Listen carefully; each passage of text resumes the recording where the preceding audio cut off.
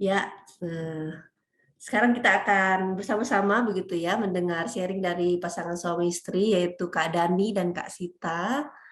Dan puji Tuhan ya sudah dikaruniai oleh dikaruniai satu orang anak gitu ya.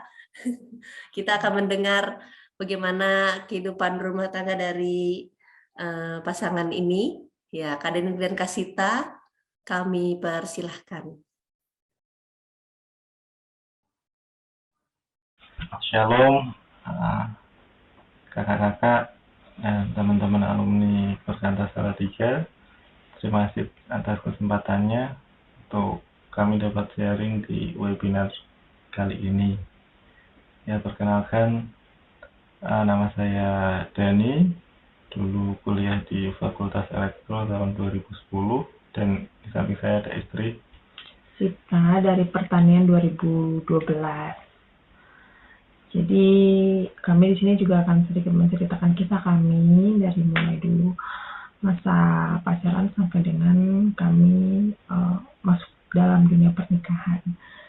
Jadi dulu kami bertemu dalam pelayanan kemahasiswaan di Perkantas. Kebetulan kami berada di tim yang sama, yaitu tim pembinaan.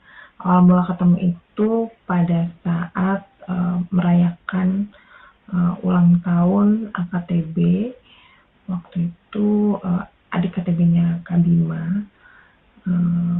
Kita merayakan ulang tahunnya suami saya bersama dengan saudara KTB-nya. Nah, setelah itu kita bertemu, mungkin dari Sitanya belum tahu apa-apa ya, tapi dari sisi saya udah mulai ada kayak suka lah sama Sita, dan akhirnya kita di lain kesempatan bisa tahu lebih lagi karena ternyata saudara atau kakak KTP-nya itu teman saya gitu. Jadi dia minta tolong buat merbaikin setrikanya dan ternyata punya setrikanya punya Sita. Itu jadi kita dapatlah nomornya gitu dan akhirnya saling komunikasi ya. Dulu sebelumnya masih zaman SMS kali ya. Gitu, dan akhirnya berlanjut, dan kita juga sebenarnya pakai pakemnya Perkantas ya, karena ada kita baca buku harus membuat kriteria dulu. Sebelumnya saya juga udah membuat kriteria ya, karena udah sekitar 2 tahun lah KTP sama kakak KTP saya, jadi udah dapat materinya. Dan akhirnya kita saya pribadi doa sendiri dulu, dan akhirnya mengajak Sita buat doa bersama, kan, tetapi waktu itu ditolak ya, entah alasan yang lainnya gitu. Kemudian akhirnya setelah 1 atau 2 tahun setelahnya Sita mau untuk doa bersama ya, dan akhirnya kita putusin untuk pacaran gitu. Dan di dalam masa pacaran itu yang kita pahami ya, tujuan dalam kami berpacaran itu adalah pernikahan. Jadi Kak Dani berinisiatif ya untuk mencari kakak rohani yang memang sudah menikah, yang bisa menolong kami untuk semakin memahami makna dan juga tujuan dalam pernikahan. Lalu suami Kak Dani ini bertemu yang meminta Kak Chandra sama Kak Tejo untuk menjadi pembimbing rohani kami dalam menjalani masa pacaran kami untuk memahami tujuan pernikahan. Dan dalam masa pacaran itu ya kami rutin bertemu sama Kak Tejo dan Kak Chandra untuk bahas buku, dan sampai akhirnya ditanya gitu, kapan rencana buat menikah. Dan akhirnya kami dalam pertemuan itu sama-sama sepakat untuk menikah itu rencananya di tahun 2020 kayak gitu. Kemudian ya di dalam masa-masa kuliah sudah selesai, itu akhirnya kami menjalani hubungan LDR Jakarta Salatiga, lalu Jakarta Bali. Di dalam masa-masa LDR itu kami juga sempat beberapa kali mendoakan lagi ya, 2 kali kalau nggak salah, mendoakan lagi secara serius apakah benar kita ini memang harus menikah. Lalu akhirnya ya di tahun 2019 itu ya memutuskan untuk memang setelah tujuan kami pacaran itu memang harus untuk menikah. Setelah kami berdoa dan juga bergumul lagi, bertanya lagi sama Tuhan, terus juga baca-baca buku itu jadi tercerahkan bahwa memang kami itu harus menikah. Gitu. Akhirnya kami melakukan persiapan menuju pernikahan. Salah satunya juga dengan baca buku yang direkomendasikan sama Kak Chandra sama Kak Tejo. Itu tentu juga untuk pernikahan juga membutuhkan dana yang besar ya. Jadi kita berinisiatif kalau bisa kita menikah dengan dana kita sendiri.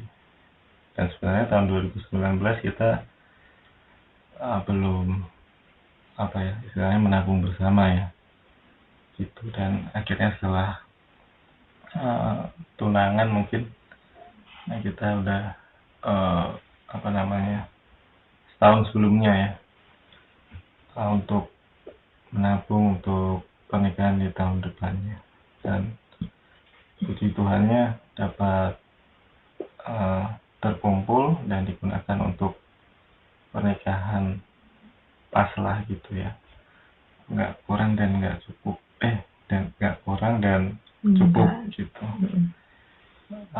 Dan akhirnya dapat menikah walaupun waktu itu masa pandemi ya, cukup sulit ya untuk izin keluar karena kita nikahnya di Bali dan keluarga saya ada di Jawa Tengah ya.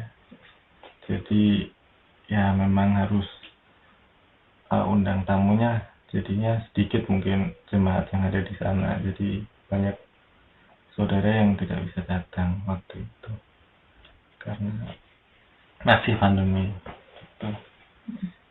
Dan pernikahan itu merupakan inisiasi ya dari Tuhan, dan itu terjadi sebelum manusia itu jatuh dalam dosa.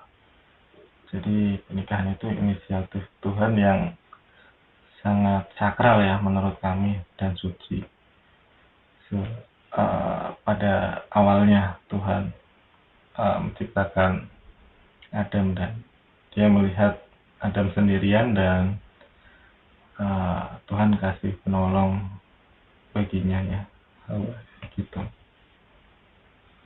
Dan apa yang kami pahami ya dalam pernikahan itu kan karena kita ini manusia diciptakan segambar dan juga serupa dengan Allah, jadi bagaimana dalam pernikahan itu kita juga mewujudkan gambar dan juga rupa Allah dalam kehidupan keluarga kita, dan ia menunjukkan kasih, menunjukkan pengampunan kayak gitu. Dan ternyata itu juga bukan suatu hal yang mudah yang kami lalui gitu di dalam awal-awal pernikahan gitu. Bagaimana sifat-sifat yang kita cuma tahu di saat pacaran, ternyata dalam pernikahan ada sifat-sifat lagi yang lebih mengejutkan gitu. Dan terkadang kalau misalnya kita mau ngikutin ego ya mungkin kita kebawa emosi kayak gitu. Tapi kembali lagi teringat akan kasih Yesus gitu ya buat kita yang berdosa, untuk kita juga meneladani memberikan kasih kepada pasangan kita walaupun pasangan kita itu nggak sempurna.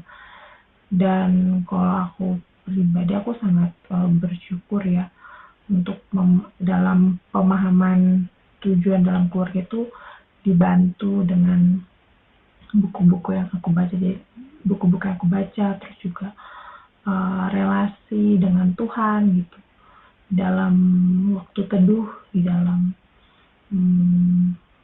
waktu-waktu doa. Jadi ketika jatuh itu bangun lagi gitu untuk menerapkan kasih kepada sesama, kepada suami dan juga kepada keluarga. Dan menurut saya pribadi ya, keluarga itu merupakan salah satu sarana ya untuk mengasihi ya. Karena mungkin ya saya pribadi sebelum nikah sama Sita ini dari SMP itu udah ngekos sendiri, jadi 16 tahun lah kos sendiri. Jadi mungkin nggak ada ya orang yang mungkin kasih peringatan, teguran, dan lain sebagainya. Sehingga waktu nikah tuh ya ada teguran, peringatan ya, karena kita kan semakin tahu ya kekurangan dan kelebihan masing-masing.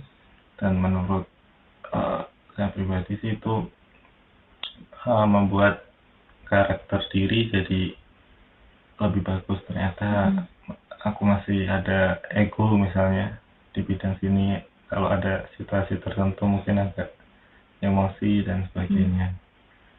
Dan mungkin melalui pernikahan ini merupakan sarana ya gimana kita mengasihi orang yang kita kasihi ya gitu.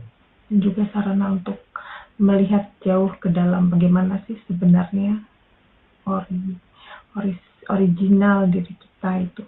Karena kan katanya kalau dalam keluarga itu aslinya kita tuh bakal keluar gitu kan. Dalam keluarga itu kan kita interaksinya 24 jam ya.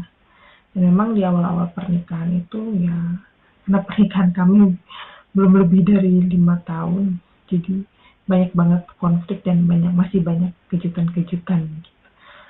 Sifat-sifat yang terus dibukakan, apalagi setelah punya anak kan, jadi ujiannya lebih naik lagi kayak gitu. Dan cara kami untuk tetap menjaga kasih kepada keluarga, untuk saling kepada pasangan itu ya salah satunya ya dengan cara berdoa, sharing tentang firman Tuhan, dan juga saling mengingatkan gitu. Iya, HBTT yang diajarkan di waktu KTP dulu sangat penting ya.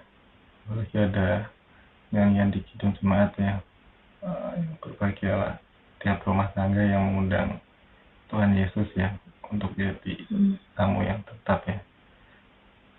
Begitu supaya kita bisa tetap melewatin masa-masa keluarga atau masa-masa pernikahan kita dengan baik walaupun banyak tantangan dan masalah yang terjadi.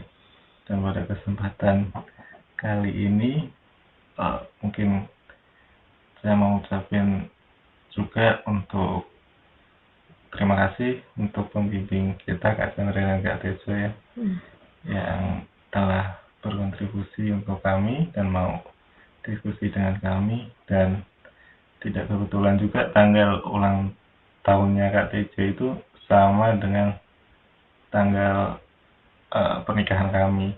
Dan juga setelah kami memiliki anak, tanggal lahirnya anak kami juga sama dengan tanggal lahirnya Kak Chandra gitu. Jadi kami tidak bisa melupakan pembimbing kami begitu.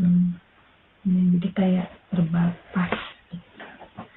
Yang mungkin itu yang bisa kami sharingkan kepada kakak-kakak dan juga teman-teman semuanya. Dan saat ini kami juga masih terus berjuang dan mengupayakan kasih dengan pasangan kami supaya kami bisa saling bertumbuh dalam keluarga ini. Terima kasih. Shalom kakak-kakak. Shalom. Ya, sekarang kita akan masuk dalam diskusi yang akan juga sebelum diskusi kita akan mendengar dulu dari sesi dari Kak Mona.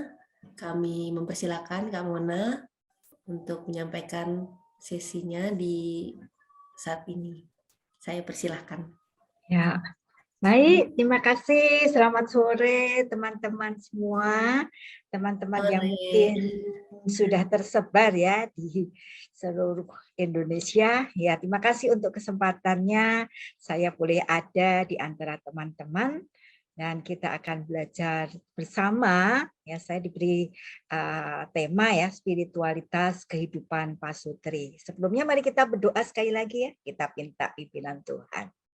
Tuhan kami bersyukur kalau kami masih diberi kesempatan untuk bersama-sama saat ini bersekutu, memuji Tuhan, sharing, dan belajar firman Tuhan. Kami mohon, kami tahu kami lemah, karena itu kami mohon supaya Tuhan yang akan menolong kami. Kalau kami akan belajar tentang spiritualitas kehidupan suami istri, biarlah ini boleh menyegarkan hidup kami kembali, sehingga kami, spiritualitas kami boleh menikmati relasi dengan Tuhan.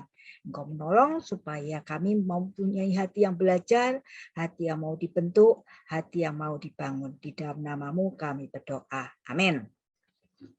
Baik, teman-teman, mohon share screen-nya. Ya, sambil menunggu share screen-nya, saya ingin mengajukan satu pertanyaan ya bagi teman-teman semua.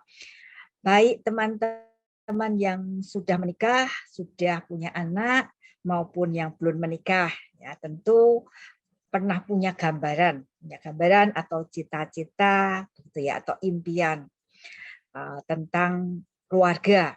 Ya, kalau teman-teman membayangkan, jadi nanti masa tua teman-teman kita melompat ya di masa tua kita.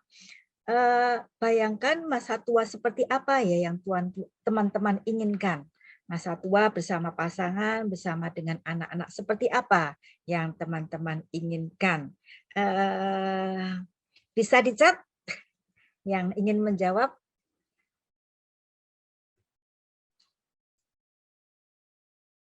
Ya, jadi teman-teman boleh bayangkan masa tua seperti apa, ya. Ada yang ingin membagikan di chat? Ada?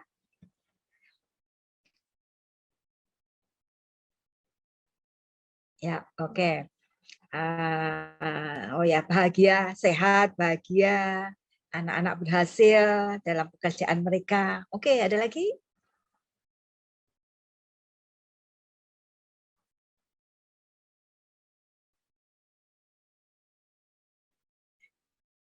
Ya, sehat, bahagia bersama dengan pasangan dan anak-anak serta keluarga mereka, jalan-jalan bareng, bisa pelayanan bareng. Oke, ada lagi?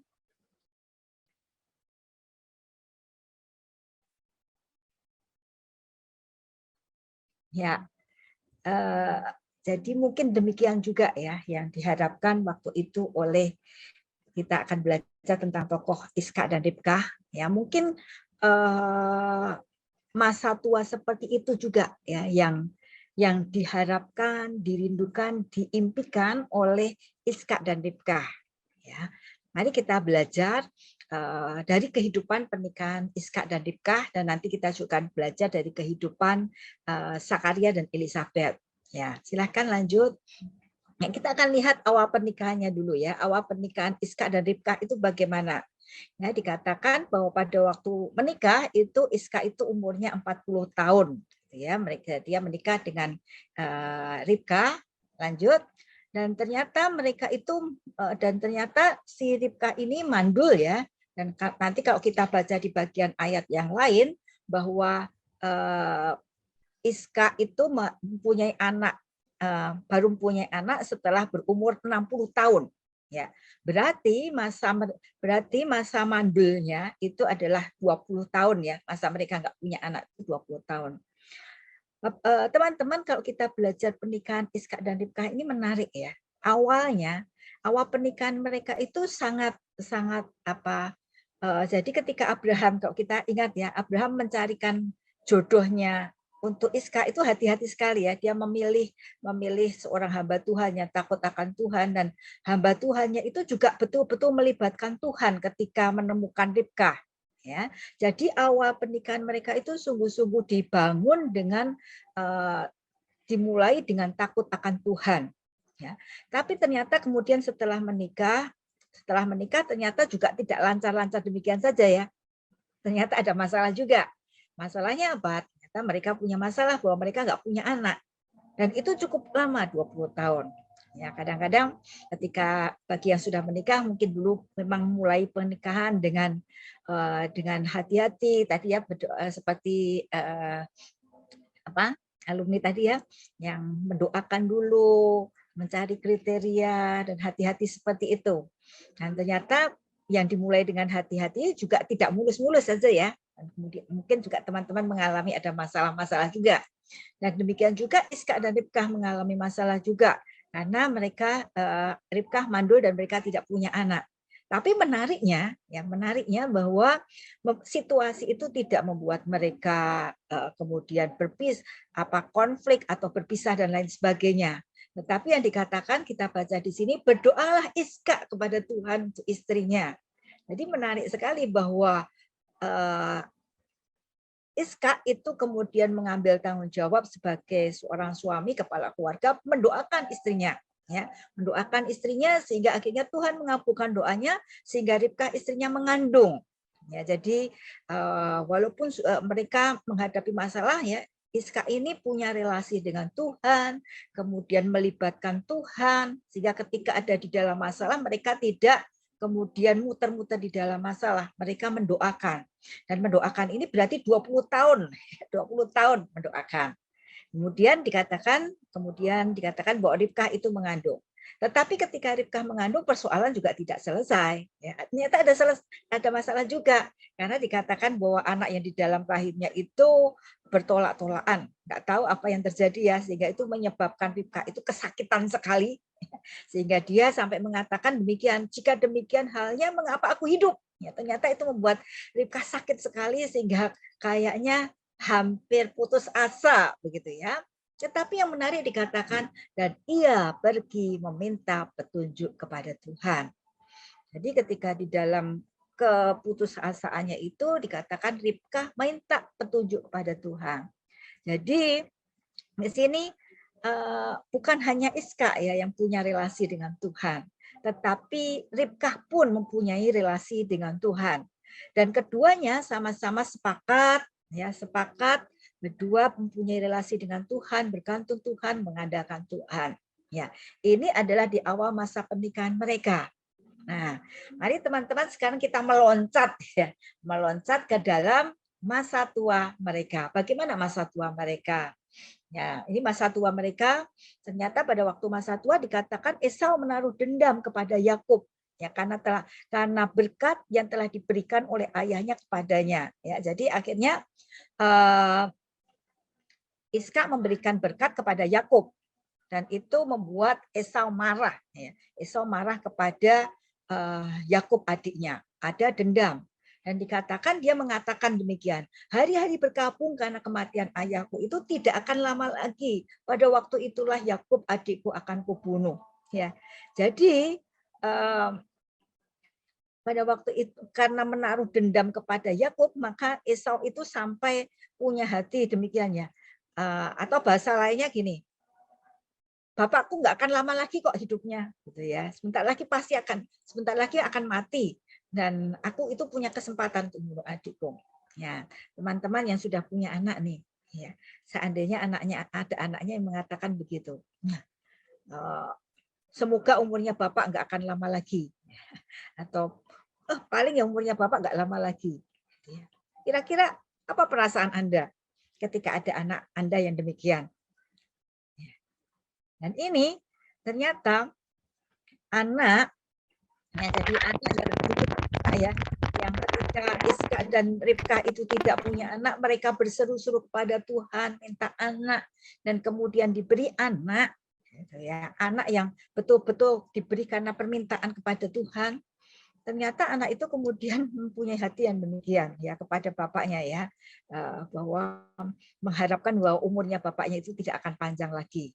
Kemudian dikatakan ketika diberitahukan kepada perkataan Esau itu anak sulungnya kepada Ribkah, maka disuruhnya manggil Yakub, anak bungsunya, lalu berkata kepadanya, Esau, kakakmu itu bermaksud balas dendam, membunuh kepadamu.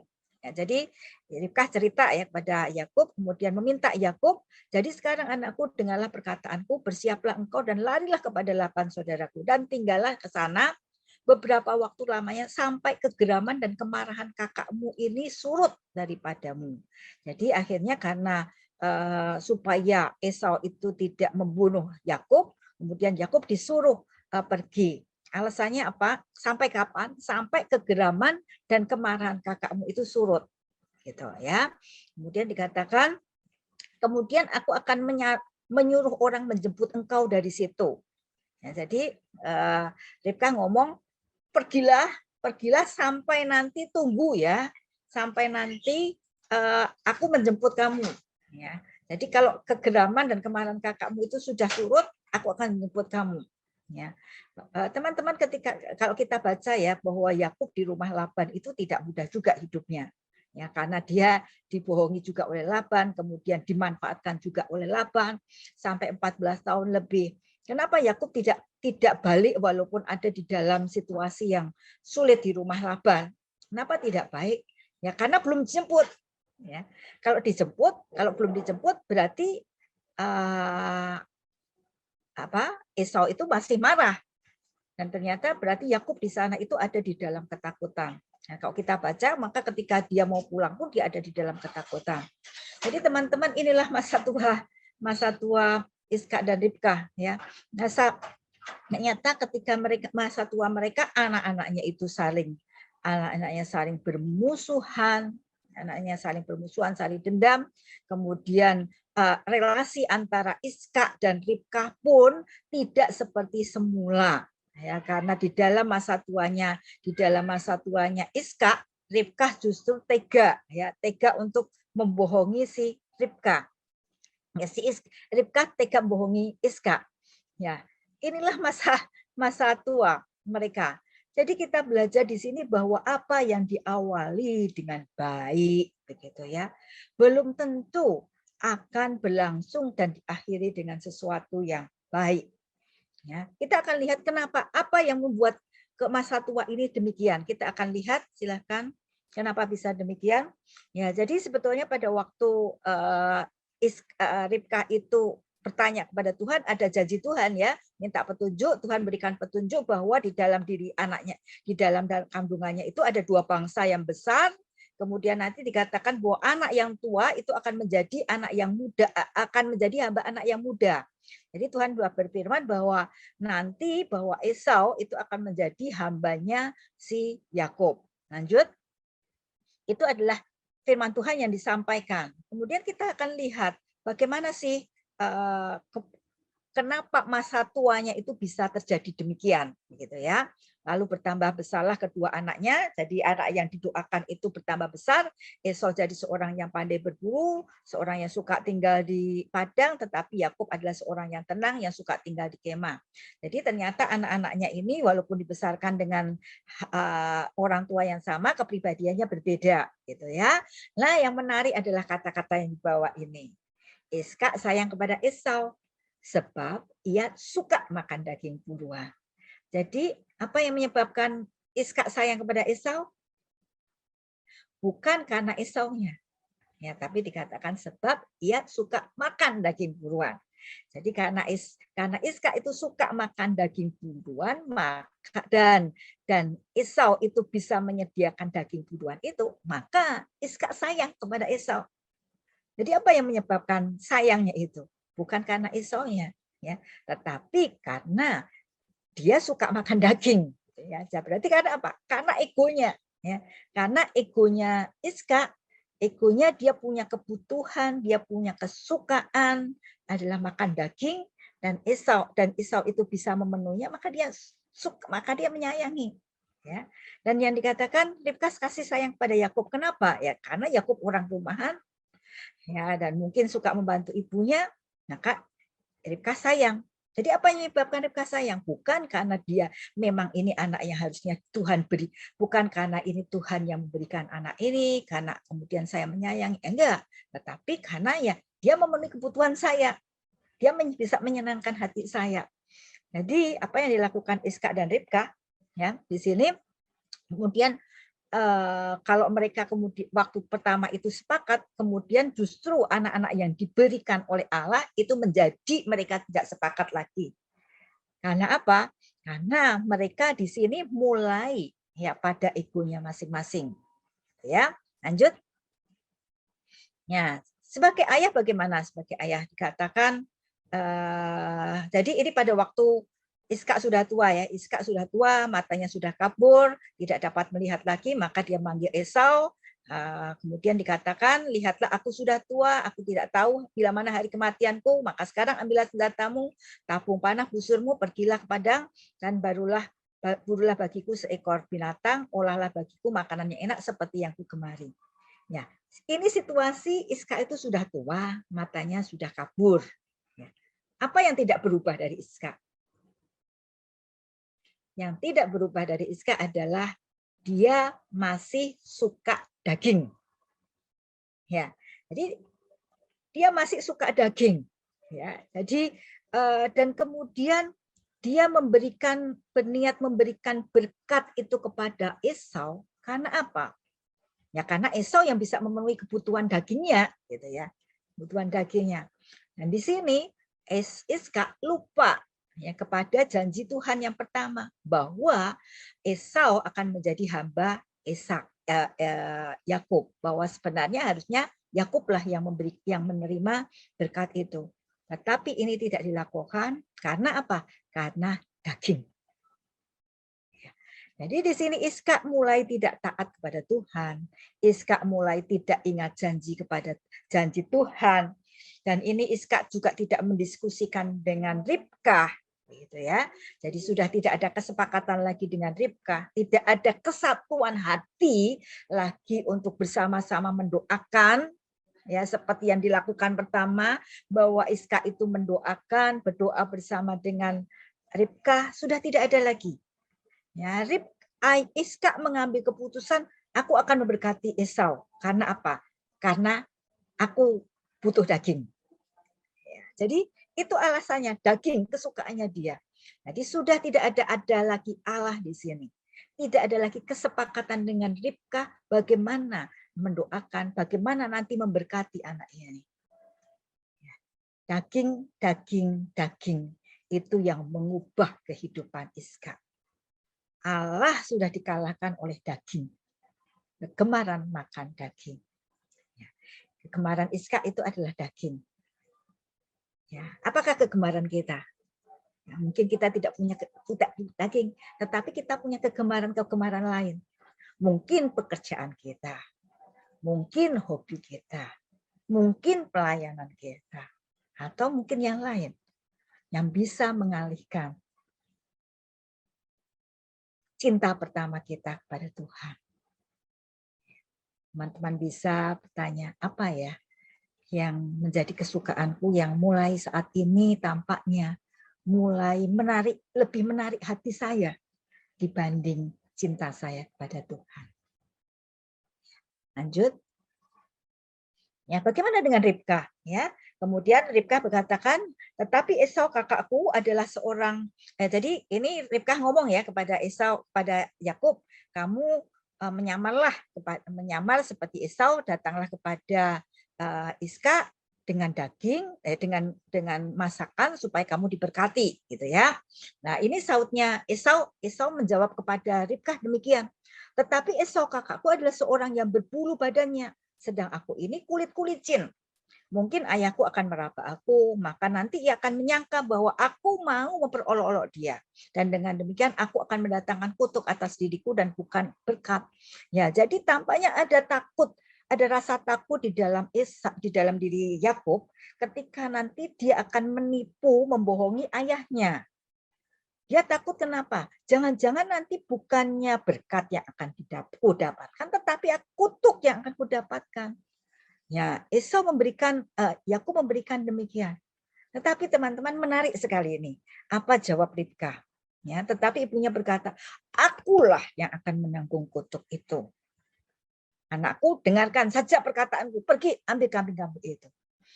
Jadi, apa kata lain dari akulah yang akan menanggung kutuk itu? Artinya apa di sini? Artinya sudah nggak usah pedulikan lagi kutuk. Atau sudah nggak usah pedulikan lagi Allah. Pokoknya dengarkan aku, pergilah. Ya, menarik sekali teman-temannya di sini. Bahwa Ribkah yang dulu waktu ada kesulitan di dalam mengandung, dia datang minta petunjuk kepada Tuhan. Tetapi hati yang seperti itu sudah tidak ada lagi. Bahkan dia mengajar kepada anaknya. Apa itu kutuk? Aku yang akan menanggungnya. Sudah, nggak usah peduli lagi tentang Allah. Yang penting dengarkan aku. Jadi Ribka sudah tidak ada lagi takut akan Allah, bahkan mengajarkan kepada anaknya supaya tidak peduli lagi kepada Allah.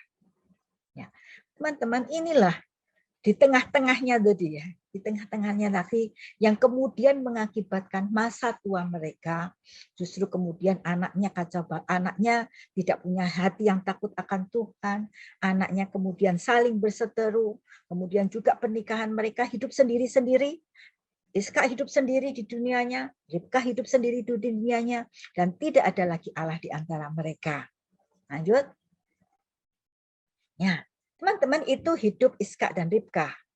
Ya, sekarang kita akan membandingkan bagaimana hidup pernikahan Zakaria dan Elisabet. Ya, dikatakan bahwa pada zaman Herodes, Raja Yudea adalah seorang imam. Ya, jadi Zakaria itu adalah seorang imam dari rombongan Abia, istrinya juga berasal dari keturunan Harun, namanya Elisabet. Nah, ada yang menarik ini teman-teman. Apa yang menarik? Ya, keduanya adalah benar di hadapan Allah dan hidup menurut segala perintah dan ketetapan Tuhan dengan tidak bercacat. Tetapi mereka tidak punya anak sebab Elisabet mandul dan keduanya telah lanjut umur. Jadi, teman-teman catat ya bahwa mereka ini hidup taat menurut perintah Allah dan tidak bercacat. Tetapi ternyata mereka punya persoalan. Ya, dan persoalannya sama dengan Iska dan Ribka, bahwa mereka tidak punya anak. Ya, hanya Iska dan Ribka itu lebih beruntung karena mereka 20 tahun tidak punya anak, kemudian punya anak. Ya. Tetapi Zakaria dan Elisabet ini dikatakan bahwa mereka telah lanjut umurnya. Bahkan sampai telah lanjut umurnya mereka nggak punya anak. Ya, jadi ternyata mereka punya persoalan juga. Ketika mereka hidup takut akan Tuhan, mereka tidak bebas dari persoalan. Tetapi yang menarik teman-teman dikatakan apa? Keduanya. Ya, ini ditulis adalah ketika mereka usianya sudah lanjut umurnya. Jadi sudah lanjut umurnya, tapi dikatakan ketika mereka lanjut umurnya tercatat bahwa keduanya. Jadi bukan hanya Zakaria yang hidup takut akan Tuhan, bukan hanya Elisabet yang hidup takut akan Tuhan, tetapi keduanya. Ya, ditemukan bahwa keduanya pada sampai lanjut usianya itu tetap hidup takut akan Allah. Ya, keduanya di dalam masa tetap ada persoalan hidupnya, ternyata mereka tetap hidup akan takut akan Tuhan. Ini menarik sekali ya teman-teman ya, bahwa keduanya sepakat walaupun ada persoalan tetapi mereka tetap hidup takut akan Tuhan. Mereka konsisten ya.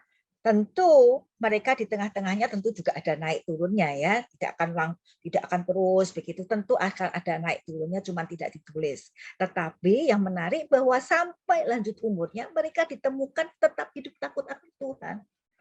Jadi mereka konsisten hidupnya dari awal pernikahan sampai mereka lanjut di dalam pernikahannya, mereka tetap hidup takut akan Tuhan. Lanjut.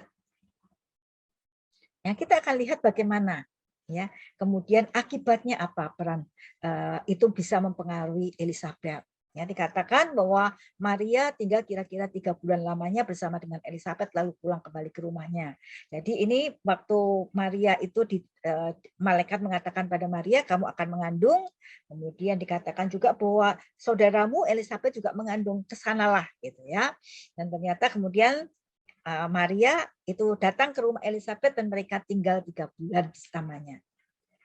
Ini catatan sejarah yang menarik sekali buat saya, gitu ya. Kenapa menarik? Kenapa Maria tinggal di rumah Elizabeth 3 bulan lamanya? Ini adalah retreat antara Maria dan Elizabeth. Dan retreat ini ternyata pengaruhnya besar sekali ya buat Maria. Kenapa? Disinilah 3 bulan lamanya ini Maria bisa belajar tentang bagaimana hidup beriman, bagaimana hidup takut akan Tuhan. Dia belajar dari seorang Elizabeth. Kenapa pertemuan ini penting?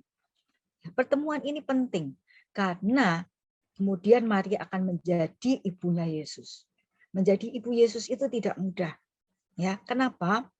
Yang pertama karena dia tidak kemudian hamilnya juga secara istimewa, tetapi juga kemudian setelah Yesus besar itu tidak mudah bagi Maria ya, karena kemudian Yesus nanti kalau kita lihat bagaimana perkataan Yesus ketika ngomong kepada Maria kadang-kadang menyakitkan ya. Jadi tampaknya itu kalau nyeleket gitu ya. Dan kemudian juga akhirnya nanti Maria harus mengalami melihat sendiri bahwa anaknya itu disalib. Itu tentu tidak mudah. Bagaimana dia bisa bertahan menjadi ibu seperti itu? Kuncinya adalah di sini ini. 3 bulan lamanya belajar dengan Elizabeth. Jadi apa peran Elizabeth? Peran Elizabeth besar sekali. Dia bisa mentransfer hidupnya kepada Ibu Yesus. Kenapa? Karena dia menjaga hidupnya, relasinya dengan Allah. Tetap hidup takut akan Allah. Intim dengan Allah sehingga hidupnya bisa memberikan pengaruh kepada Maria. Dia bisa mentransfer hidupnya kepada Maria. Lanjut. Bagaimana peran Zakaria ya? Peran Zakaria ini akhirnya anaknya lahir, Yohanes Pembaptis ya. Yohanes Pembaptis lahir dan pada waktu Yohanes Pembaptis lahir dia bisa mengatakan kata berkat ini, dan engkau hai anakku akan disebut nabi Allah yang maha tinggi karena engkau akan berjalan mendahului Tuhan untuk persiapkan jalan baginya, untuk memberikan kepada umatnya pengertian dan keselamatan berdasarkan pengampunan dosa-dosa mereka dan rahmat dan belas kasihan dari Allah kita dengan mana ia akan melawat kita, surya pagi dan tempat yang tinggi untuk menyinari mereka yang diam dalam kegelapan dan dalam naungan maut untuk mengarahkan kaki kita kepada jalan damai. Ya, jadi akhirnya apa? Jadi karena hidup takut akan Tuhan itu akhirnya di masa tua Zakaria bisa menyampaikan berkat kepada anaknya. Sehingga betul-betul anaknya itu dikatakan anaknya itu akan menjadi terang di dalam kegelapan, akan menjadi membawa keselamatan. Ya. Akhirnya Zakaria bisa melakukan tugasnya itu untuk memberkati anaknya. Ya, lanjut. Ya. Akibatnya apa? Ketika mereka tetap menjaga spiritualitas mereka, akibatnya pengaruhnya terhadap anaknya apa? Jadi katakan bahwa Yohanes itu bertumbuh makin besar, makin kuat rohnya. Dia tinggal di padang gurun sampai pada hari yang harus menampakkan dirinya. Jadi mereka bisa merawat anaknya seperti apa yang Tuhan inginkan. Ya, Yohanes menjadi besar, semakin besar, kuat dan rohnya. Dan kemudian dikatakan Markus ya, Yohanes memakai jubah bulu unta, ikat pinggang kulit, dan makanannya belalang madu. Dan inilah yang diberitakannya, sesudah aku akan datang, ia akan, dan selanjutnya. Jadi artinya apa? Akhirnya mereka bisa membesarkan Yohanes Pembaptis itu seperti yang Tuhan inginkan. Gitu ya. Akhirnya Yohanes Pembaptis bisa menjadi jalan bagi Tuhan, dan lihatlah bagaimana hatinya Yohanes Pembaptis. Dia mengatakan bahwa membungkuk dan membuka tali kasutnya pun aku tidak layak. Menjadi seorang hamba Tuhan yang betul-betul mempunyai hati yang seorang hamba ya, betul-betul bisa menempatkan dirinya. Kenapa Yohanes Pembaptis bisa tumbuh demikian? Karena dibesarkan oleh orang-orang tua yang hidupnya takut akan Tuhan, yang melibatkan Tuhan. Jadi akhirnya bahwa di masa tua Zakaria dan Elisabet ya, masa tua mereka tetap bisa berperan seperti apa yang Tuhan inginkan, tetapi juga bisa menghasilkan anak-anak seperti yang Tuhan inginkan. Lanjut. Ya, teman-teman, apa yang Anda pelajari dari perbedaan pernikahan Iskak Ribkah dan Zakaria dan Elisabet? Silahkan kalau ada yang ingin berbagi, satu orang, silakan bisa buka kamera, buka mic, satu orang.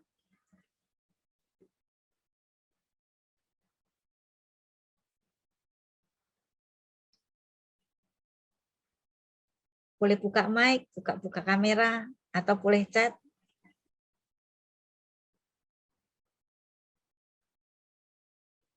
Supaya saya tidak merasa sendiri ngomong, jangan-jangan teman-teman nanti tidur.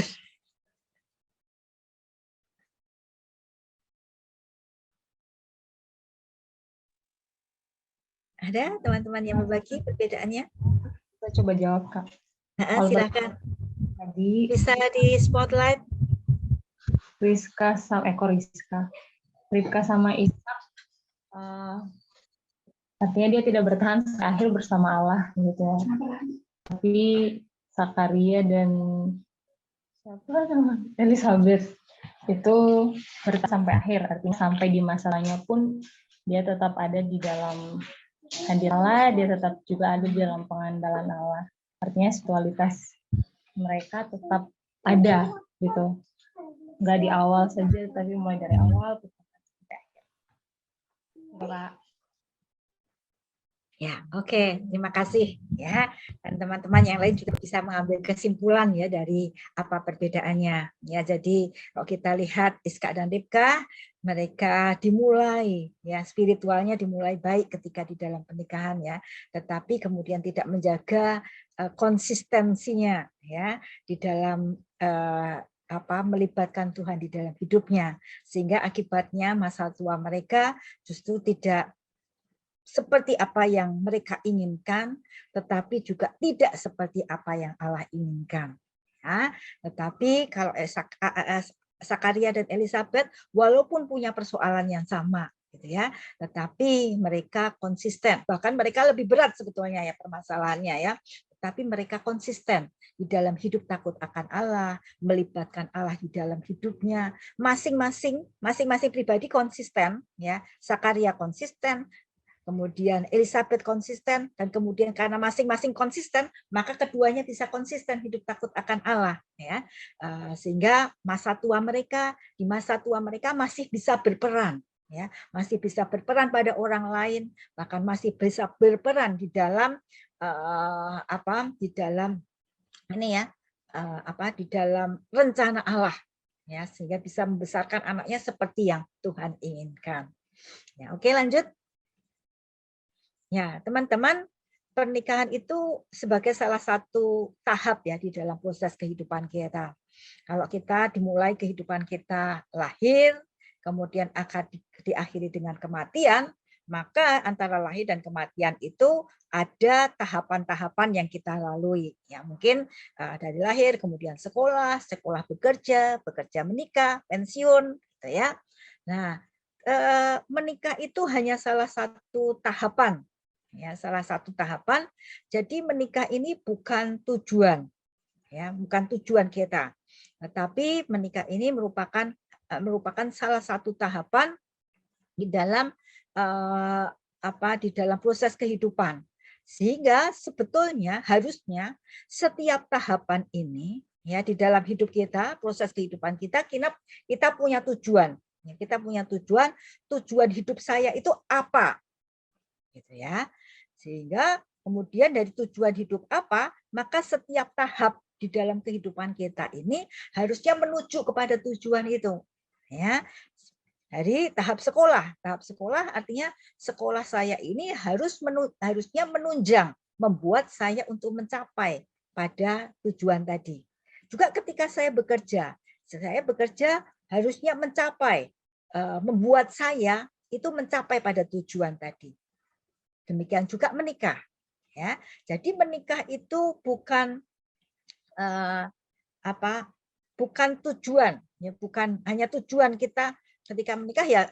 Makanya ketika tujuan saya menikah, sehingga ketika sudah menikah ya udah, ya. Makanya teman-teman yang saya hadapi, yang saya temui, ya, banyak sekali teman-teman yang waktu mahasiswa, siswa, begitu ya, hidup betul-betul menjaga hidupnya, takut akan Tuhan, punya waktu pribadi dengan Tuhan, punya relasi dengan Tuhan yang dekat, begitu ya. Tetapi ketika menikah, ya, kemudian tampaknya jadi setelah menikah, kemudian banyak yang karena kesibukan dan lain sebagainya sudah tidak tertarik lagi kepada Tuhan, atau sudah ya masih tertarik, tetapi kemudian tidak mengusahakan untuk menjaga relasinya dengan Tuhan. Ya, sehingga kemudian justru diributkan dengan persoalan-persoalan yang sendiri, sehingga berhenti tidak melanjutkan apa yang menjadi tujuan hidupnya. Jadi teman-teman, semua ini, tahap-tahap ini adalah sebetulnya tahap-tahap yang akan Tuhan pakai kepada kita, ya, memproses kita sehingga kita mencapai tujuan hidup kita. Jadi pernikahan itu membuat kita harusnya semakin efektif, ya, semakin membuat kita bisa mencapai tujuan hidup kita. Ya, lanjut. Ya, jadi tujuan pernikahan, ya, ini makanya tujuan pernikahan itu harusnya menunjang tujuan hidup kita. Jadi jangan sampai justru karena pernikahan kita, ya, justru kita kehilangan tujuan hidup. Justru karena pernikahan kita, justru hidup kita makin kacau, tidak punya tujuan apapun, tidak menghasilkan apapun, hidup kita jadi mandul, tidak menghasilkan apapun di dalam hidup kita. Lanjut. Nah, apa tujuan hidup secara umum, ya? Ini secara umum. Ya, secara umum tujuan hidup kita apa? Roma 8:29, sebab semua orang yang dipilihnya dari semula, mereka juga ditentukannya dari semula untuk menjadi serupa dengan gambaran anaknya, supaya ia, anaknya itu, menjadi yang sulung di antara banyak orang. Ini tujuan umum, ya. Tujuan umum kehidupan kita adalah kita apa? Supaya makin hari kita makin menjadi serupa dengan Kristus. Artinya apa? Makin hari karakter kita semakin dibentuk menjadi serupa dengan Kristus, sampai nanti ketika Kristus datang kita bertemu muka dengan muka. Ya. Kemudian Efesus 2, karena kita ini buatan Allah, diciptakan dalam Kristus Yesus untuk melakukan pekerjaan baik yang dipersiapkan Allah sebelumnya. Ia mau supaya kita hidup di dalamnya.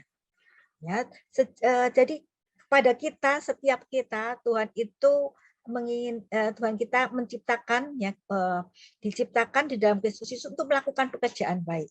Ya, Tuhan ingin bahwa di dalam hidup kita melakukan pekerjaan baik yang memang Tuhan itu persiapkan sebelumnya, dan Ia mau kita di dalamnya. Nah, pekerjaan baik itu inilah yang menjadi tujuan-tujuan khusus kita. Ya, mungkin teman-teman ada yang dipanggil untuk menjadi pekerja sosial. Ya, nah, pekerja sosial itu artinya di dalam pekerja sosial itu bagaimana kita itu bisa mempengaruhi banyak orang, bagaimana punya kesempatan untuk menolong orang itu menerima Kristus, bertumbuh di dalam Kristus.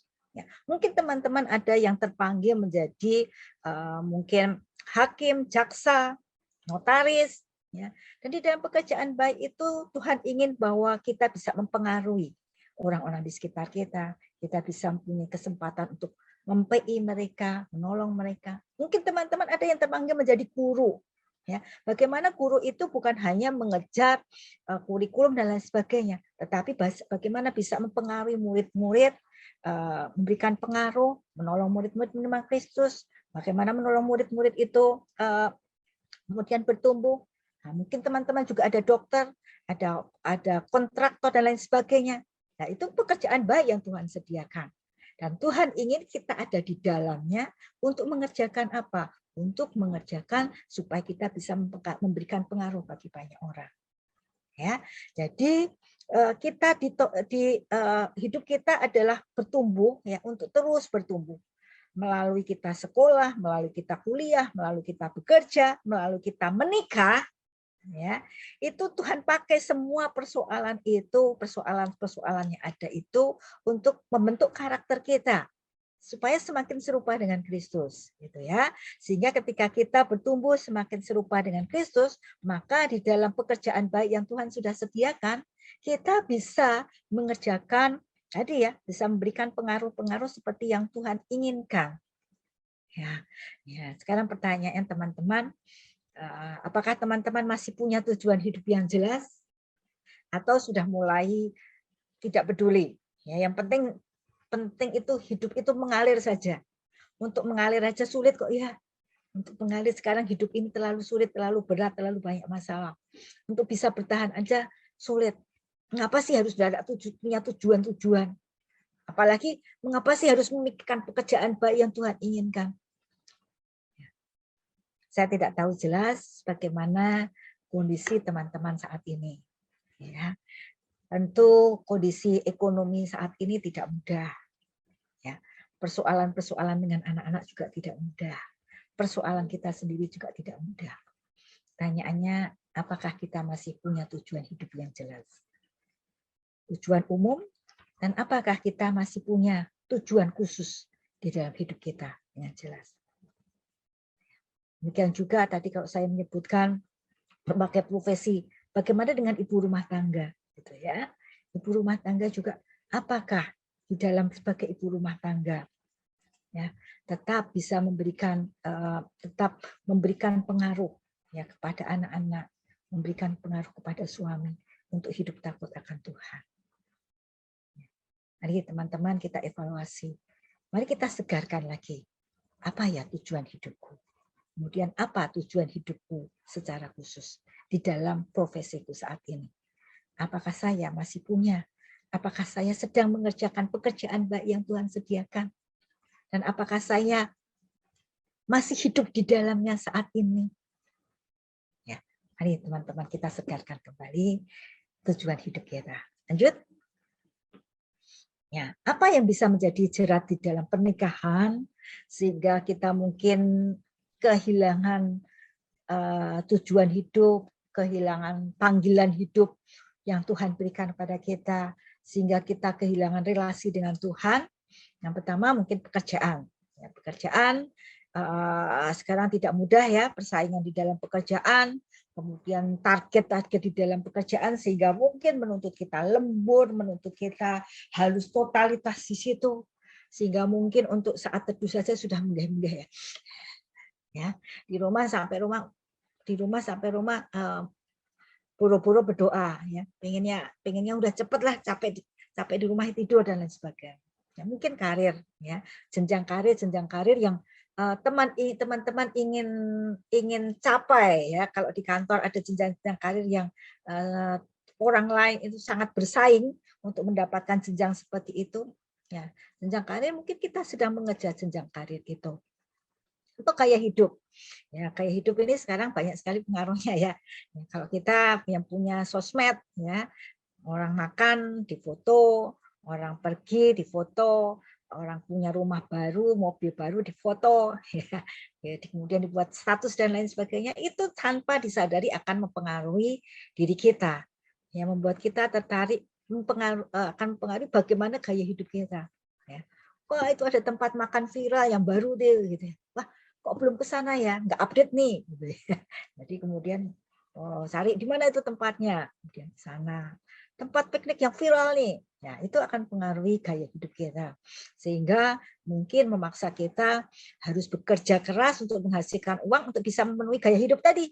Ya, hobi apapun, ya hobi yang bisa membuat kita sehingga waktu kita di situ banyak, ya. Jadi ada teman saya yang punya mobil gede itu ya, kemudian setiap hari diisik-isik ya, dirawat gitu, sampai istrinya mengatakan bahwa itulah istrinya yang pertama, saya itu istri yang kedua. Ya, kemudian tidak ada hari lagi dengan keluarganya, tidak ada hari-hari lagi waktu untuk dekat dengan Tuhan dan lain sebagainya. Pertemanan, ya, pertemanan ini juga ya sekarang karena pengaruh sosmed juga ya, reuni sana, reuni sini, ketemu teman anak, teman sini, ya itu akan bisa mempengaruhi ya, teman kita itu teman yang membangun, teman yang punya yang tertarik dengan hal-hal rohani, ya itu bisa mempengaruhi kita yang baik. Tetapi ketika teman-teman kita itu teman-teman yang tidak peduli dengan rohani, ya kita akan bisa terikut di sana.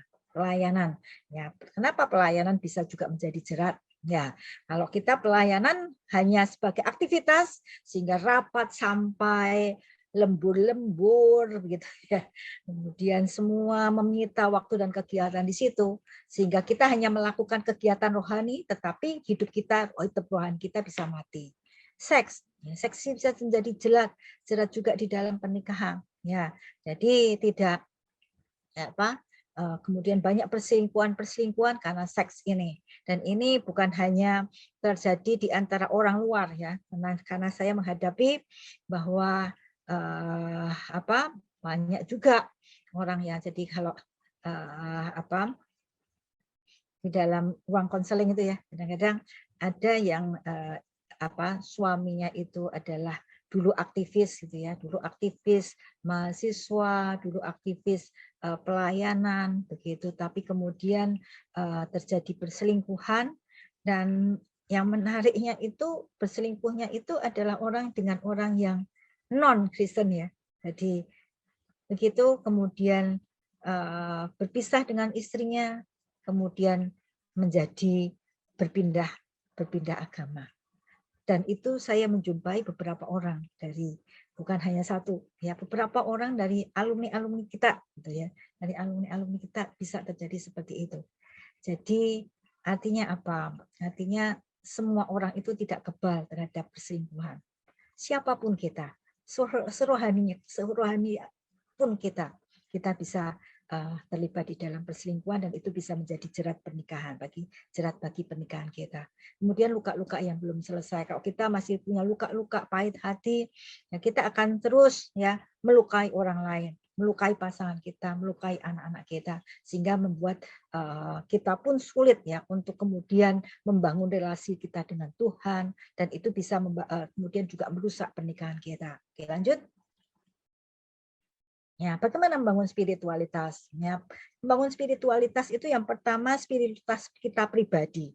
Ya, kita harus tetap punya relasi pribadi dengan Tuhan, karena dengan Tuhan itu adalah urusan pribadi.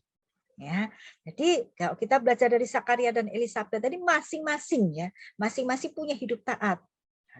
Karena itu teman-teman sesibuk apapun, sesulit apapun persoalan kita, paling tidak pertahankan untuk waktu teduh, gitu ya. Karena waktu teduh itu adalah urat nadi kita. Kalau urat nadinya itu sudah mulai nggak ada, berarti hidup rohani kita mulai kempas-kempis, ya. Jadi usahakan waktu teduh, walaupun mungkin tidak seideal dulu, gitu ya. Saya ingat waktu anak-anak saya, waktu saya masih punya bayi, gitu ya. Saya lihat Mas Gun ya, suami saya Mas Gun itu masih bisa saat teduh dengan enak gitu ya. Wah, saya mikir saya jadi iri. Wah, enak ya kalau suami itu ya masih bisa menikmati saat teduhnya dengan enak. Saya timbul iri.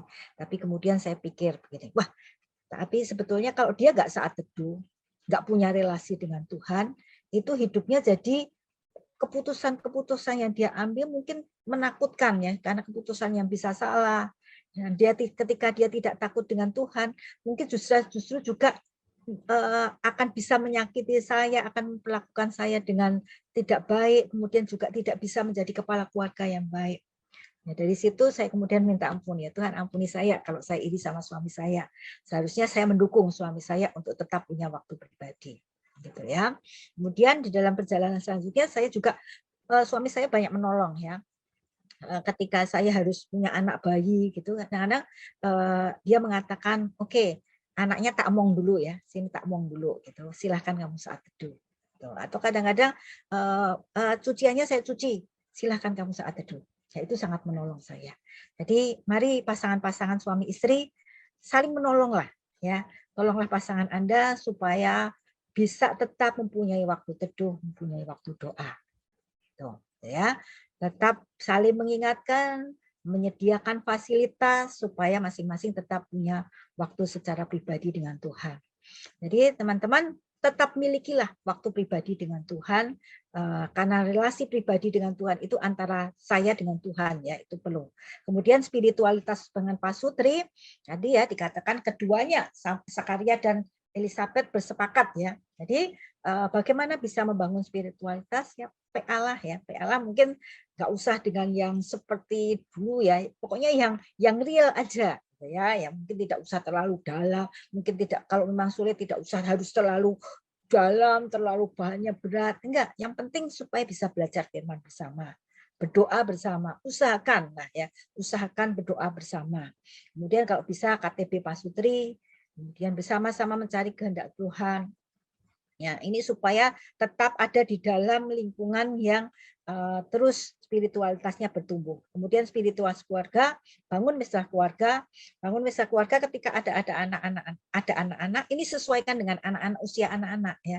Jangan anak-anaknya masih di bawah 5 tahun atau di bawah 3 tahun kita mesbah keluarnya setengah jam, baca Alkitab lama, ya anak-anak nggak tahan, gitu ya. Kalau anak-anak masih kecil ya mungkin 5 menit, 10 menit, gitu ya, sesuaikan dengan anak-anak. Kemudian biasakan ibadah ke gereja bersama. Ya. Mari teman-teman kita evaluasi bagaimana spiritualitas kita selama ini. Apakah waktu teduh kita masih jalan? Ya. Apakah waktu-waktu doa itu menjadi satu kebutuhan kita? Ya. Bagaimana dengan suami istri? Apakah masih punya waktu untuk berbagi saat teduh, berdoa bersama, ya, atau sudah hidup sendiri-sendiri? Ya. Dengan keluarga, apakah punya sudah mesbah keluarga? Apakah juga membiasakan untuk beribadah ke gereja bersama? Lanjut. Ya, teman-teman, sekarang kita akan mencoba menilai, ya. Kalau dalam skala nih, ya, skala ada 1 sampai 10. Ya, skala 1 itu Anda sudah tidak tertarik ini dengan hal-hal rohani. Kayak seperti Ribkah tadi, ya. Nah, apa pedulinya dengan Allah, ya. Tidak usah peduli lagi dengan Allah, itu 1, ya. Kalau 10 itu Anda sangat menikmati relasi dengan Allah dan hidup mengandalkan Allah. Nah, ini untuk evaluasi kita sendiri, kita ambil waktu ya sekarang, ya. Oke, masing-masing bisa ambil waktu, ya. Anda saat ini ada dalam skala berapa? Ya, silakan teman-teman ambil waktu.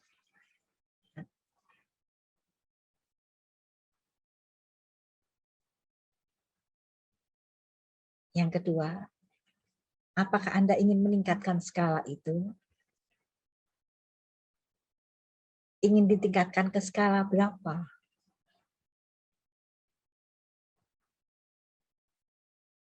Ya. Yang ketiga, apa yang ingin Anda lakukan untuk meningkatkan skala tersebut? Ambil penerapan yang paling praktis sekali, yang paling bisa dilakukan saat ini. Maksudnya yang paling bisa dilakukan. Silahkan teman-teman ambil penerapan.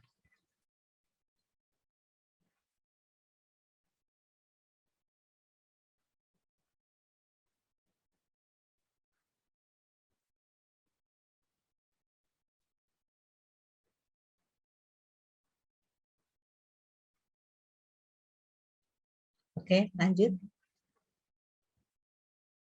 Ya. Teman-teman, Yohanes 15 ayat 5 mengatakan, sebab di luar aku, kamu tidak dapat berbuat apa-apa. Ini fakta yang Tuhan sudah nyatakan pada kita. Sebab di luar aku, kamu tidak dapat berbuat apa-apa. Ketika kamu tidak bergantung dengan aku, kamu tidak akan bisa jadi suami yang bijak, yang bisa berperan sebagai suami. Ketika kamu tidak menjaga relasi dengan aku, kamu tidak akan bisa menjadi istri yang berperan sebagai istri. Ketika kamu tidak mengandalkan aku, kamu tidak bisa menjadi orang tua yang bisa berperan sebagai orang tua. Ketika kamu tidak mengandalkan aku, kamu tidak bisa melakukan profesimu sebagai guru, sebagai kontraktor, sebagai dokter, sebagai hakim, atau sebagai apapun. Karena faktanya bahwa sebab di luar aku, kamu tidak bisa berbuat apa-apa. Mari teman-teman, inilah firman Tuhan. Dan marilah kita menjaga hidup kita. Supaya kita tetap mempunyai relasi yang dekat dengan Tuhan. Intim dengan Tuhan. Karena disitulah kekuatan kita.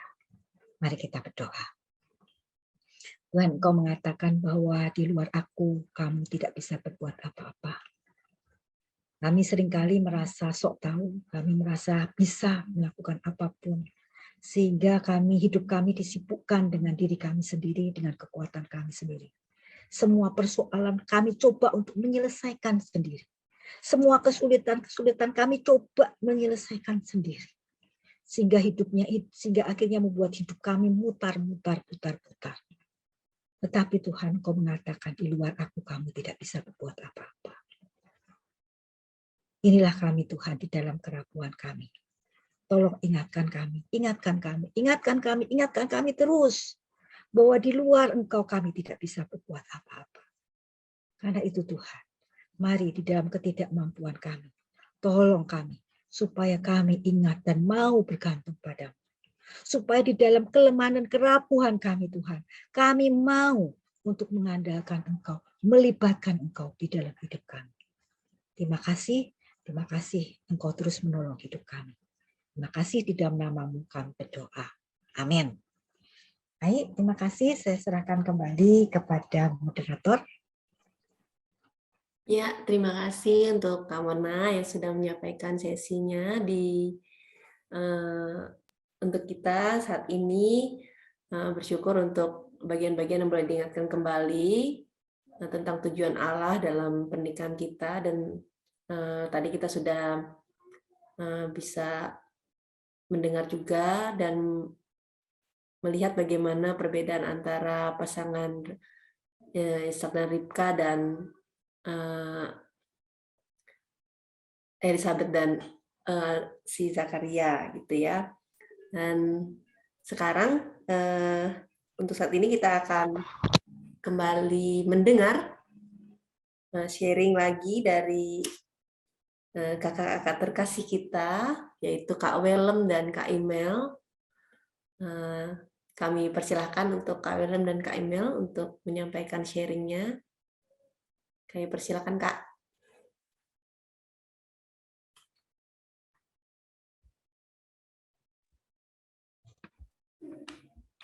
Ya, pertama kami ucap terima kasih kepada Kak Mona untuk sharing firman-Nya. Ya, Tuhan memberkati Kak Mona. Terus yang kedua, ya tadi saya agak iri hati. Kenapa sharing Pak Sutri yang pertama direkam? Iya, ini kami ini live ini. Aduh, gimana coba nih? Nah itu, kalau rekam kan habis ini ya kami tidak terlalu harus meralat gitu loh atau merubah-rubah merespon firman Tuhan tadi, tapi ya mungkin ini ada niat terselubung ya yang baik tentunya dari teman-teman pengurus. Oke, terus kalau mengikuti sharing sebelumnya ya kami juga agak bingung mau sharingnya apa karena nantinya terlalu panjang ya. Tapi mungkin mohon izin ya kami coba fokus saja ke tema kita ya, dan juga melanjutkan sharing dari atau firman dari Kak Mona tadi. Nah itu. Ya, di samping saya ada mantan pacar saya. Dia alumni juga dari pertanian ya. Jadi mana tadi? Apa Sita mana Sita? Masih ada ya Sita ya? Halo Sita. Iya Kak. Jadi kamu angkatan berapa Sita? 2012. Nah, kalau Kak Email itu angkatan berapa? Oh, angkatan 97. Oh. Ya. Jadi jauh lebih muda kan dari kamu ya. Iya. Ya. Singkat cerita, ya kami bersyukur pada Tuhan tahun ini kita akan genap berapa tahun ya? Oh, 18. Masih sedikit ya. Belum sampai pada finish, pada akhir yang dibilang Kak Mona. Ya, karena memang ya ujungnya ya nanti kita akan tiba pada titik kematian itu.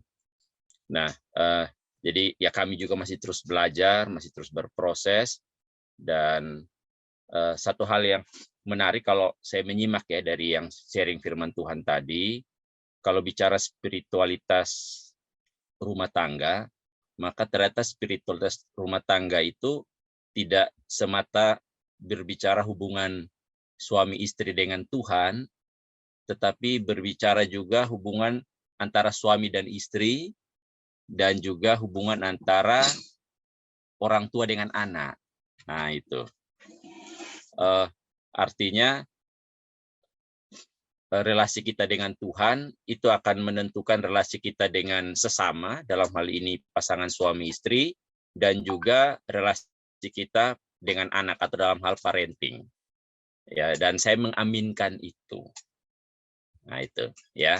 Jadi terima kasih Kak Mona untuk sharingnya. Dan kalau menjalani kehidupan rumah tangga, khususnya dalam membangun spiritualitas, ya hubungan dengan Tuhan, ya saya dan istri waktu belum anak ya kayaknya kita langsung dapat anak ya, cepat sekali dapat anak. Iya. Lupa, Pak. Iya, jadi waktu itu kami belum cukup pacaran sih. Jadi kami menikah katakanlah bulan September, terus kayaknya bulan depan itu langsung sudah ada isinya. Nah, itu. Ya, jadi syukur pada Tuhan, Tuhan itu baik sehingga semuanya bisa lancar, tokcer katanya. Nah, sehingga memang ya, tapi waktu masih hamil itu kami masih selalu punya waktu ya untuk kita bersekutu, kita berdoa bersama sebagai suami sebelum anak dilahirkan. Nah, tapi ketika anak sudah dilahirkan memang ini jadi tantangan, jadi kesulitan. Nah, itu ya. Tadi sedikit disinggung oleh Kak Mona, bagaimana kita bisa berdoa kalau ya harus ngurus anak rewel lah, atau dia ngompol lah dan segala macam. Nah, itu memang sangat ribet, sangat ribet. Apalagi kalau saya ingat mundur ke belakang itu kan, kami ini kan sering pindah-pindah, ya kami ya seperti musafir lah. Ya semoga di Jakarta kami tak pindah-pindah lagi. Nah, itu sehingga seringkali saya sendiri, kadang istri sendiri, jadi kami agak terpisah-pisah. Nah, itu ya. Tetapi syukur pada Tuhan, Tuhan terus memelihara, menyertai kami. Ya, kami selalu berusaha untuk mengandalkan Tuhan dalam doa. Dan ya akhirnya sekarang untuk kali ini di Jakarta, kami bersyukur sekarang kami sudah lebih bisa, ya relatif sudah bisa lebih stabil lah dalam membangun relasi dengan Tuhan secara bersama dalam keluarga. Nah, itu karena tadi anak-anak sudah lebih besar, sudah bisa diatur lah, sudah bisa diurus, dan mereka sudah bisa lebih mandiri. Ya, kami punya kebiasaan, sebenarnya ini kebiasaan dari keluarga saya sih, terus saya ajak libatkan sama istri. Kami selalu memang punya kebiasaan doa malam. Ya kalau istilah di teman-teman di gereja Pentakosta atau karismatik itu disebut mesbah keluarga ya. Nah, dalam konteks di Jakarta untuk doa pagi itu susah sekali karena ya pagi-pagi itu sudah bangun jam 4:30 lah, istri sudah masak segala macam, sebelum jam 6 sudah jalan. Nah, itu. Sehingga kalau kita bisa harapkan waktu untuk doa pagi bersama itu sudah susah. Yang paling ya sebelum berangkat kita doa sama-sama lalu masing-masing jalan. Nah, tapi di malam itulah kita bisa kumpul bersama sebelum, biasa sekitar jam-jam 9 sih. Ya, sebelum aktivitas kerja dilanjutkan atau ada yang mau tidur, ya kita selalu ambil waktu untuk nyanyi, terus baca Alkitab, ya kemudian doa bersama. Kalau untuk dari 2 anak, yang laki-laki itu dia lebih cepat belajar doa ya. Jadi waktu Salatiga itu dia sudah mulai bisa doa. Nah, kalau yang perempuan ini baru mulai kami libatkan dia dalam doa yang umum. Ya, kalau sebelumnya dia hanya doa buka atau doa sebelum baca Alkitab. Nah, kali ini kita sudah wajibkan dia juga untuk doa hal-hal yang umum. Nah, intinya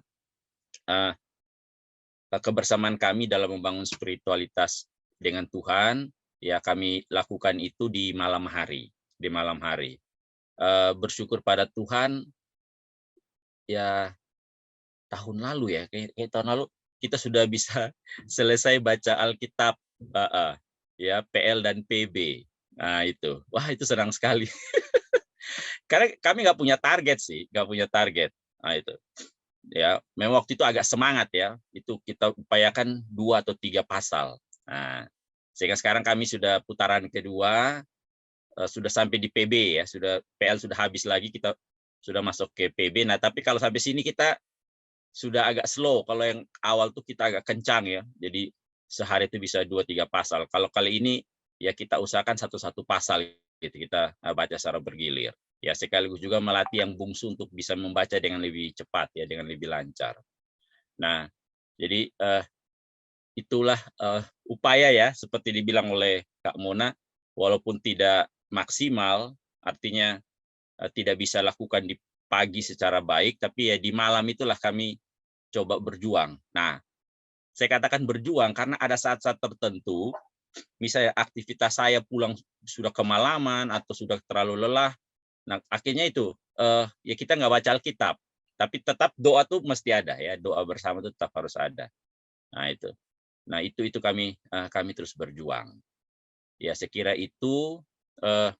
Kemudian kalau ya untuk saat teduh, ya secara pribadi, ya kalau saya paling mungkin kalau sudah ke kantor sih, ya itu pagi-pagi di sana masih bisa. Tapi kalau di rumah itu pagi-pagi itu pokoknya kita sudah kacau balau udah kalau pagi-pagi itu sudah panik lah segala macam. Ya karena email juga sudah mulai kerja sih. Ya puji Tuhan, Tuhan kasih sudah kerjaan selama setahun ya, sudah genap setahun.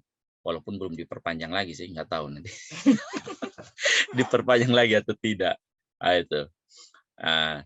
Jadi itu ya menambah kekalutan lah, kekacauan lah di setiap pagi hari. Nah itu sih hal membangun. Kalau untuk ke gereja bersama, waktu masih kecil masih bisa bersama-sama ya. Nah setelah besar ini kan masing-masing sudah ada punya, kan kami beribadah di GPIB, itu ada sekolah minggu atau di sini disebut pelayanan anak. Kalau yang cowok tuh ikut pelayanan taruna. Nah itu, jadi mereka sudah bisa sendiri. Memang salah satu yang menjadi gangguan itu ketika awal-awal aja doa itu adalah HP. Nah itu, termasuk kalau kita doa malam juga itu HP. Jadi memang gadget ini ya terus kadang-kadang jadi setan gitu loh. Nah itu. Jadi ya kami agak ya dalam hal tertentu agak kasar sih, agak keras dengan mereka kalau penggunaan gadget atau HP. Ya khususnya kalau pas ibadah. Nah itu. Ya karena anak-anak sekarang ini kan kalau hanya duduk bengong dengar khotbah, ngapain si pendeta ngomong? Mereka cepat bosan. Nah itu ya. Tapi ya bersyukur kalau mereka sudah masuk sekolah minggu, sudah ada permainan, atau di PT sudah ada kawan-kawannya ya, jadi sudah tidak ikut gereja secara besar. Nah itu. Nah dan itu karena mereka sudah punya jalurnya sendiri-sendiri. Ya yang laki-laki juga, yang Joel juga sudah bisa bawa motor, ya udah dia yang ngurus adiknya lah. Ya sedangkan papa dan mamanya setiap hari Minggu sekarang pacaran lagi. Jadi entah mengapa kalau saya kemana sekarang kok email ikut gitu loh. Dia kayaknya takut saya dicolong oleh jemaat kali ya. Jadi dia sekarang jadi kosternya saya. Itu. Jadi itu ya khusus untuk Joel. Ya bersyukur tahun ini dia sudah mau katekisasi. Nah itu. Sebenarnya sih kalau ikut kawan-kawan dari tahun lalu ya, tapi saya bilang sama mamanya kita tunggu pas 17 tahun dulu, biar dia sudah dewasa, sudah punya KTP sendiri. Nah itu. Ya, baru dia ya ikut katekisasi. Jadi dia sudah mengikut katekisasi, ya semoga bisa lancar ya tahun depan sebelum kuliah sudah bisa CD. Nah itu ya mungkin dari email ada tambahan? No comment. Nah, kalau gitu mungkin itu dalam hal parenting. Nah, ini yang seru. Mungkin bisa email, bisa cerita bagaimana kita mengurus 2 anak ini. Karena betul, jadi seperti diceritakan tentang Ishak dan Ribka itu, ya tentang Esau dan Yakub, ya walaupun itu anak yang sekandung, ya bahkan anak yang kembar sekalipun, pasti ya gaya temperamennya itu tidak sama. Nah itu.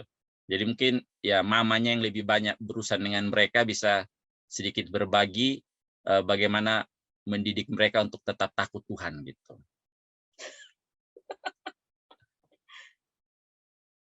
Apa ya? Ya apa aja? Ya, jadi kalau Joel dengan San sama-sama cerewet.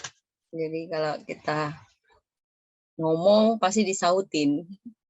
Tapi ya tetap kalau kita di rumah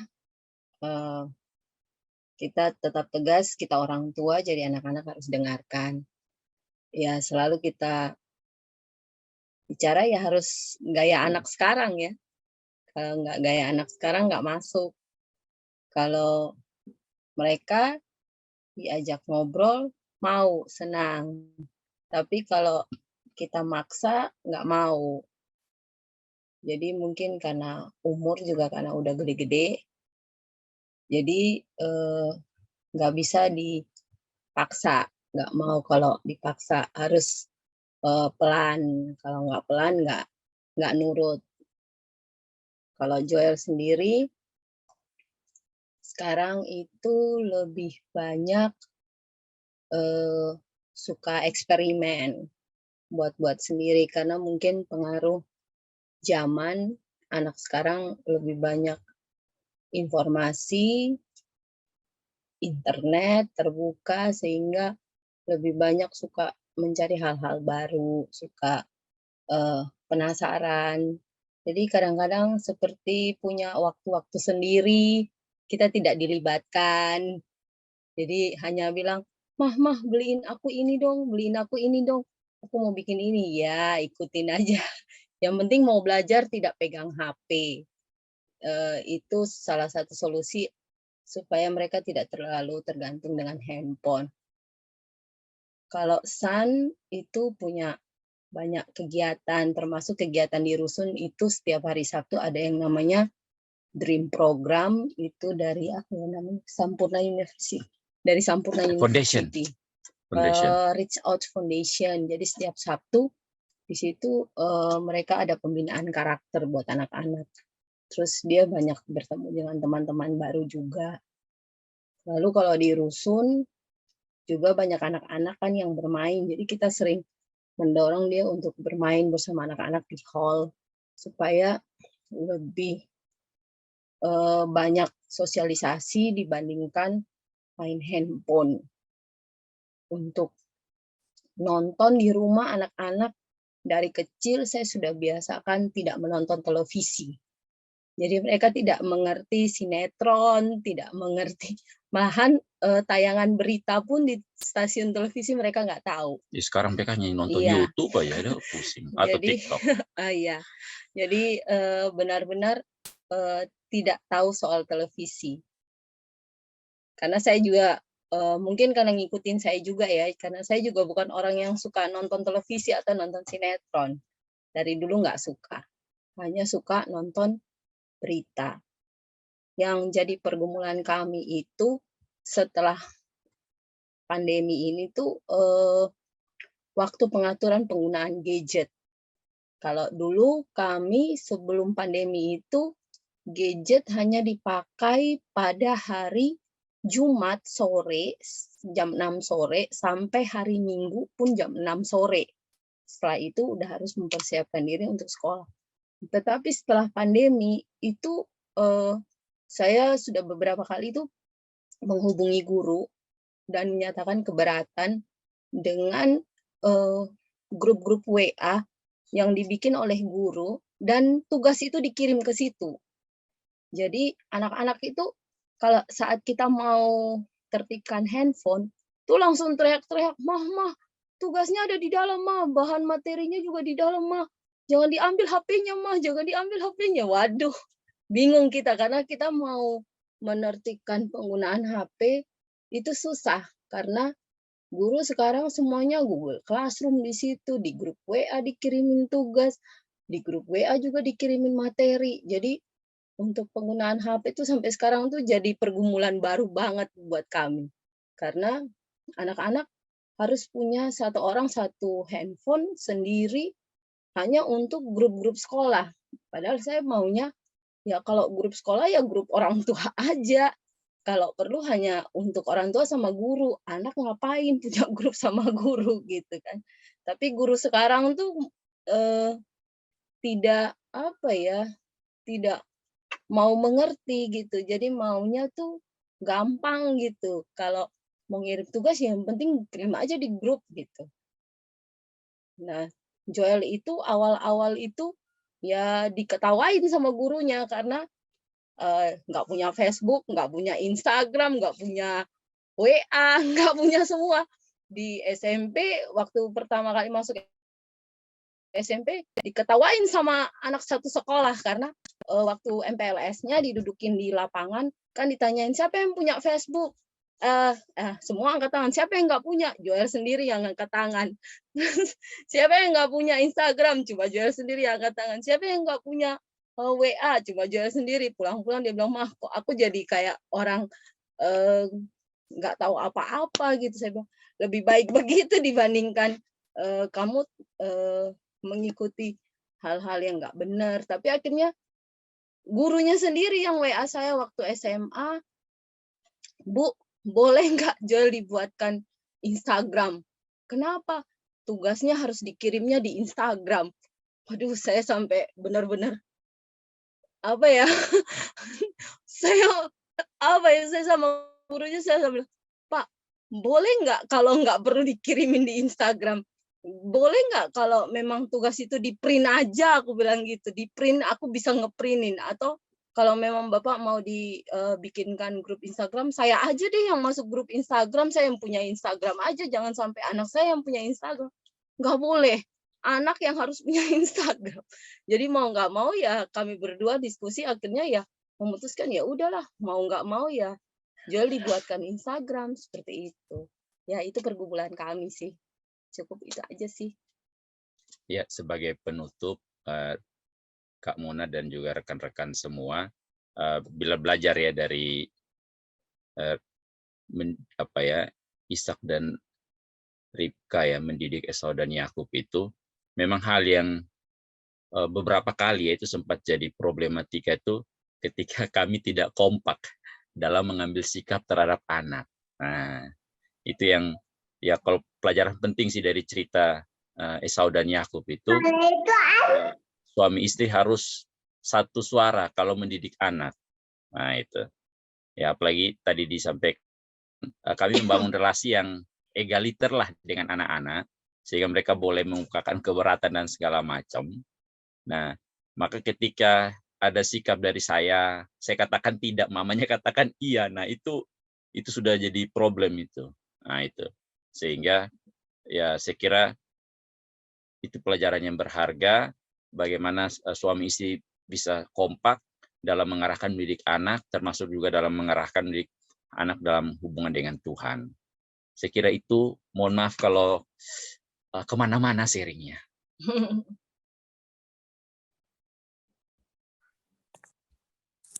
Kak Yun, aku boleh tanya nggak, Kak? Oh iya, silahkan Poti, persilahkan. Emang aku belum menikah, tapi aku mau tanya ke Bu Mona. Maksudnya tadi kan kata Bu Mona kalau kehidupan spiritual orang tua itu baik, pasti akan ngaruh ke kehidupan anak-anaknya gitu. Nah, dalam kehidupan sekarang tuh ada beberapa teman yang saya lihat, maksudnya saya tahu orang tua mereka itu baik, bahkan ada juga yang pemuka agama gitu. Nah, tapi kehidupan anak-anaknya itu kalau mau dibilang religius, enggak, bahkan ada juga yang sampai apa namanya, nggak percaya sama Tuhan lagi gitu. Nah, menurut Bu Mona sendiri, apakah emang itu apa ya, ada sesuatu yang salah dengan spiritualitas keluarga mereka, atau memang anak itu yang bermasalah gitu, Bu? Terima kasih. Oke, terima kasih Voti untuk pertanyaannya. Ya, tentunya tidak bisa dipastikan ya, nggak ada rumus pasti bahwa ini karena ini gitu. Ada berbagai faktor yang bisa menyebabkan itu. Yang pertama, spiritualitas, apakah itu spiritualitas yang kita lihat atau memang demikian gitu ya. Kadang-kadang kan kita melihat ya, oh orang ini rajin ini, rajin ini, rajin ini, itu kan yang kita lihat. Tapi kan belum tentu yang di dalam. Itu yang pertama. Kemudian yang kedua juga kaitannya dengan parenting ya. Kaitannya dengan parenting. Mungkin spiritualitas memang oke berjalan.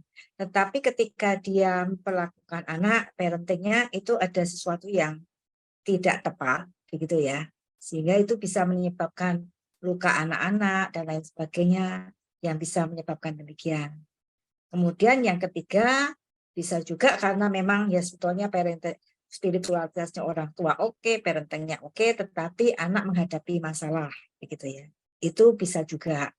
Tetapi kita juga tidak bisa melihat pada waktu ini, gitu ya. Kan hidup itu panjang ya. Mungkin pada waktu titik ini anak itu memang mengalami persoalan, kegagalan dan lain sebagainya. Tetapi kan hidup itu panjang ya. Mungkin kan ini titik-titik dia ada di dalam lembah kekelaman gitu ya. Tetapi di dalam perjalanan nanti kan bisa mengalami hal yang lain ya. Mereka kemudian menemukan Tuhan, kemudian mengalami Tuhan yang real, bukan Tuhan yang teori dan lain sebagainya. Atau juga kemudian Tuhan menemukan dia dan lain sebagainya. Ya, jadi kira-kira begitu. Jadi tidak ada rumus yang oh ini gini karena gini begitu, enggak. Itu bisa berbagai faktor demikian. Oke. Oh iya, oke. Ini pertanyaan untuk ditujukan untuk Kak Mona katanya. Bagaimana baiknya sebagai anak mengetahui bahwa kondisi pernikahan orang tua ada masalah, terus berpikir bahwa orang tua tersebut perlu untuk mengikuti konseling pernikahan. Nah, namun dari sisi orang tua belum memahami kebutuhan ini. Apakah sopan sebagai anak yang mengarahkan orang tua untuk mengikuti konseling? Begitu, Kak Mona? Ya, Ya. sopan dan tidaknya tergantung bagaimana kita menyampaikannya ya. Jadi kalau menyampaikannya misalnya tidak menggurui atau merasa sok atau juga dengan kata-kata yang tidak tepat ya tidak ya bisa jadi tidak sopan gitu ya. Tapi kalau kita mungkin bentuknya diskusi gitu ya, diskusi diskusi dengan orang tua, kemudian memberikan masukan-masukan yang tidak sok menggurui, itu it's okay sih. Kalau pertanyaannya sopan dan tidak sopan ya. Oke, bagaimana? Oke. Nah, tapi artinya begini, artinya orang tua itu mau atau tidak itu hak mereka, gitu ya. Dan kita harusnya menghormati hak mereka juga. Jadi usaha kita adalah memberikan masukan, gitu. Tapi tetap kita juga harus menghormati mereka. Mereka punya hak untuk mau atau tidak.